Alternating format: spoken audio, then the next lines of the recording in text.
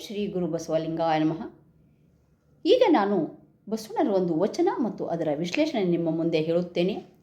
ಸಗಣಿಯ ಬೆನಕಂಗೆ ಸಂಪಗೆಯ ಅರಳಲ್ಲಿ ಪೂಜಿಸಿದರೆ ರಂಜನೆಯಲ್ಲದೆ ಅದರ ಗಂಜಳ ಬಿಡದಣ್ಣ. ಮಣಪುತ್ತಳಿಯ ಮಾಡದೆ ಜಲದಲ್ಲಿ ತೊಳೆದರೆ ನಿಚ್ಚ ನಿಚ್ಚಕ್ಕೆ ಕೆಸರು ಹೋದಲ್ಲದೆ ಅದ ರುಚ್ಚಗ ಬಿಡದಣ್ಣ. ಲೋಕದ ಮಾನವರಿಗೆ ಶಿವ ದೀಕ್ಷೆಯ ಕೊಟ್ಟರೆ ಕೆಟ್ಟವನೇಕೆ ಸದ್ಭಕ್ತಹನು ಕೂಡಲ ಸಂಗಮ ದೇವ ಅಂತ ಅವರು ಹೇಳ್ತಾರೆ.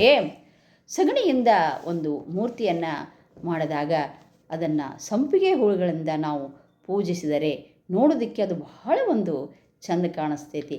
ಆದರೆ ಅದರ ಸಮೀಪ ಹೋದಾಗ ಆ ಸಗಣಿಯ ವಾಸನೆ ಬರುತ್ತದೆ ಅಲ್ಲವೇ? ಅದಕ್ಕೆ ಅವರು ಹೇಳ್ತಾರೆ, ಆ ದುರ್ವಾಸನೆ ಆ ಸಮೀಪ ಹೋದಾಗ ಬರುತ್ತದೆ. ಹಸಿಯ ಒಂದು ಮಣ್ಣಿನಿಂದ ಒಂದು ಬೊಂಬೆಯನ್ನು ಮಾಡಿ ಅದನ್ನು ಸ್ವಚ್ಛವಾಗಿಡಬೇಕೆಂದು ಪ್ರತಿನಿತ್ಯ ಅದನ್ನು ತೊಳೆದ್ರೆ ಅದೇನಾಗ್ತೈತಿ?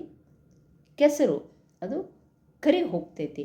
ಹಾಗೆಯೇ ಒಂದು ಪ್ರಾಪಂಚಿಕ ಒಂದು ವಿಷಯಗಳಲ್ಲಿ ಮನಸ್ಸುಳ್ಳವರಿಗೆ ನಾವು ಶಿವದೀಕ್ಷೆ ಮತ್ತು ಲಿಂಗ, ಭಸ್ಮ, ರುದ್ರಾಕ್ಷಿ ಇವುಗಳೆಲ್ಲವನ್ನು ಧರಿಸಿದರೆ ಫಲವೇನು? ಪ್ರಾಪಂಚಿಕ ವಿಷಯಗಳಲ್ಲಿ ಹೆಚ್ಚಿನ ಒಂದು ಆಸಕ್ತಿ ಹೊಂದಿದ ಮಾನವನಿಗೆ ಈ ದೀಕ್ಷೆಯನ್ನು ಕೊಟ್ಟ ಏನು ಪ್ರಯೋಜನ ಅಂತ ಅವರು ಹೇಳ್ತಾರೆ.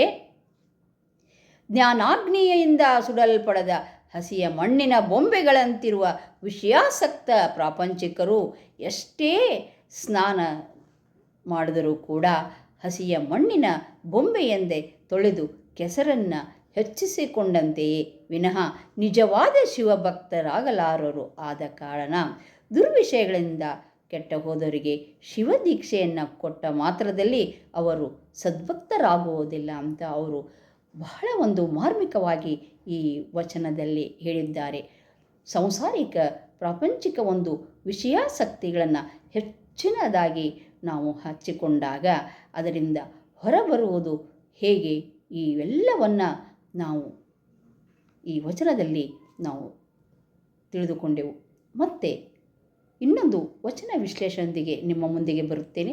ಅಲ್ಲಿವರೆಗೆ ಎಲ್ಲರಿಗೂ ಬಸವ ಬೆಳಗಿನ ಶರಣು ಶರಣಾರ್ಥಿಗಳು.